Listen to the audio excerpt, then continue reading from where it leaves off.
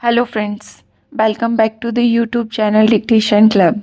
आज का डिक्टेशन आनंद मासिक पत्रिका से लिया गया है, जो कि 100 शब्द प्रति मिनट की गति से होने वाला है। अगर आपको इसकी पीडीएफ अलग से चाहिए तो नीचे डिस्क्रिप्शन बॉक्स से आप टेलीग्राम चैनल ज्वाइन कर सकते हैं। वहाँ आपको सभी प्रकार की पीडीएफ मिल जाएगी। इसके अलावा आपको और भी प्लेलिस्ट चाहिए, जैसे कि रामधारी गुप्ता खंड 1, रामधारी गुप्ता खंड 2, newspaper dictation, previous year dictation, 10 minute non stop dictation, free practice batch dictation, तो उन सब की लिंक भी आपको नीचे डिस्क्रिप्शन बॉक्स में मिल जाएगी। अगर आपको डिक्टेशन पसंद आता है तो आपको वीडियो को लाइक करना है और चैनल को सब्सक्राइब कर लेना है, ताकि भविष्य में आने वाले डिक्टेशन भी आपको मिलते रहें।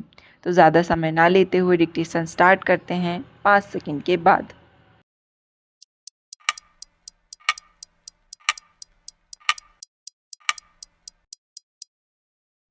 स्टार्ट।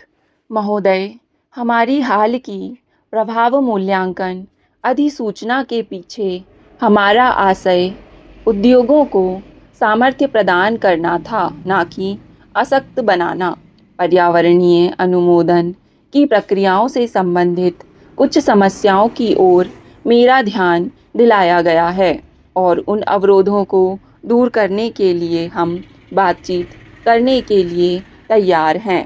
किंतु मैं अनुभव करता हूँ कि एक बार प्रभाव मूल्यांकन प्रक्रियाओं का मानकीकरण हो जाने पर और इसके प्रचलन में आ जाने पर उद्योग स्वयं ही यह अनुभव करने लगेंगे कि वस्तुतः यह बात उन्हीं के हित के लिए है। ऐसा करने में मेरा उद्देश्य ऐसी प्रणाली तैयार करना है जिसमें हमारा योगदान स्थल निर्धारण के लिए प्रबंधन संबंधी निर्णय लेने में सहायक होगा और आधुनिक प्रौद्योगिकियां अपनाने में प्रोत्साहन प्रदान करेगा। पर्यावरण और वन मंत्रालय प्रभुत्व और नियंत्रण को प्राथमिकता देने की अपेक्षा पर्यावरणीय लक्ष्यों की प्राप्ति के लिए आर्थिक उपाय करने के प्रति वचनबद्ध है। पर्यावरण के नियम कठोर होने के बावजूद हम निष्पादन मानदंडों पर अधिक बल देते हैं।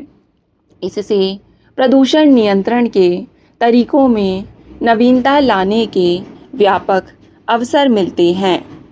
हमने ऐसे मानदंड निर्धारित किए हैं जो विकसित देशों में विनिर्धारित मानदंडों के समरूप ना होकर उनके समतुल्य हैं। भारतीय मानदंड स्थानीय परिस्थितियों को ध्यान में रखकर और जलवायु परक एवं स्थानीय दशाओं को पूरा लाभ उठाते हुए बनाए जाते हैं। समाज के लिए परिवेशी वायु की गुणवत्ता का बहुत महत्व होता है, क्योंकि यह उसे प्रभावित करती है।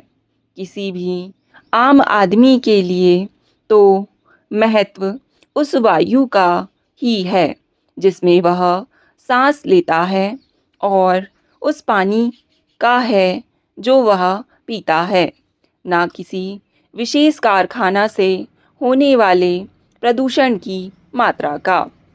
यदि अधिक प्रदूषण फैलाने वाला कोई कारखाना ऐसी जगह स्थित है जो अन्यथा गैर औद्योगिकृत क्षेत्र है, तो उससे वहाँ के परिवेशी प्रदूषण की मात्रा में अधिक वृद्धि नहीं होगी, जबकि कम प्रदूषण फैलाने वाली इकाइयाँ यदि ऐसे स्थान पर स्थित हैं जहाँ पर अनेक कारखाने हों, तो उनसे परिवेशी वायु एवं जल में प्रदूषण की मात्रा अधिक होगी।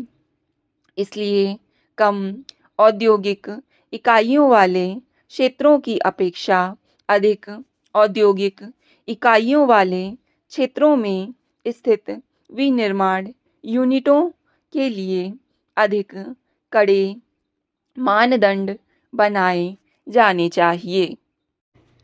महोदय, पर्यावरणीय गुणवत्ता को बढ़ाने के लिए प्रोत्साहन देने के विचार को सुदृढ़ बनाने के उद्देश्य से हमने इको मार्क योजना की शुरुआत की है।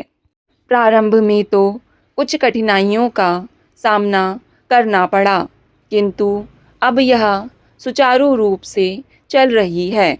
मेरा अनुरोध है कि आप इससे लाभ उठाएं। यदि आप इसे नवीन दृष्टिकोण से देखें तो आप पर्यावरण संरक्षण के प्रति अपनी वचनबद्धता का प्रयोग अपने ही आर्थिक लाभों के लिए कर सकते हैं। प्रदूषण नियंत्रण में आपके द्वारा किया गया योगदान आपके उद्योग के विस्तार के लिए निवेश के रूप में काम करेगा। हमारा देश एक ऐसा विकासशील देश है जिसकी अधिकांश जनसंख्या गरीबी की रेखा से नीचे रहती है। अतः हमें पर्यावरण और विकास के दावों के बीच होने वाले संघर्ष का सामना करना पड़ता है। मेरा सदैव यही प्रयास रहा है कि इस संघर्ष को उग्र बनाने के बजाय यथासंभव कम किया जाए। हमारी पर्यावरण नीतियों को विदेश से, संसद से, यहाँ तक कि आम आदमी से जो जबरदस्त समर्थन प्राप्त हुआ है, उसके प्रति मैं हार्दिक रूप से धन्यवाद देता हूँ। किंतु जैसा कि मैं पहले कह चुका हूँ, संरक्षण की भावना भारतीय प्रकृति में न केवल परंपराओं में बंधे हुए गांवों में बल्कि शहरी क्षेत्रों में भी प्रत्येक के हृदय में बसी हुई है। अपशिष्ट पदार्थों का पुनर्चक्रण करना भारतीय जीवन की पद्धति है। भारत में कुछ भी बेकार नहीं जाता है। समाचार पत्र, बोतलें, डिब्बे, प्लास्टिक की थैलियाँ, टीन की चादरें, लकड़ी के टुकड़े, फटे पुराने कपड़े और ना जाने क्या क्या, सबका पुनः उपयोग कर लिया जाता है। यहाँ तक कि मध्यम वर्गीय परिवारों में कुछ भी बेकार नहीं जाता। यह हमारे सोचने और व्यवहार का एक तरीका है। वास्तव में भारत में राष्ट्रीय स्तर पर घरेलू पुनःचक्रण की वजह से होने वाले करोड़ों रुपयों के लाभ को आंकना होगा। उदारीकृत आर्थिक नीति के थोड़े से वर्ष हमारे लिए अत्यधिक लाभदायक सिद्ध हुए हैं। इसमें विदेशी मुद्रा में अभूतपूर्व वृद्धि हुई है। घरेलू निवेशों में भी व्यापक पैमाने पर उल्लेखनीय वृद्धि हुई है। हमारे शेयर बाजार में तेजी आई है। लोगों ने पूरे उत्साह एवं विश्वास के साथ अपनी प्रतिक्रिया व्यक्त की है। यह संभव है कि आर्थिक सुधारों की गति से हर व्यक्ति संतुष्ट ना हो, परंतु हमें पूरा विश्वास है कि यह सुधार सफल होंगे। स्टॉप। डिक्टेशन पसंद आए तो वीडियो को लाइक तथा चैनल को सब्सक्राइब कर लें। धन्यवाद।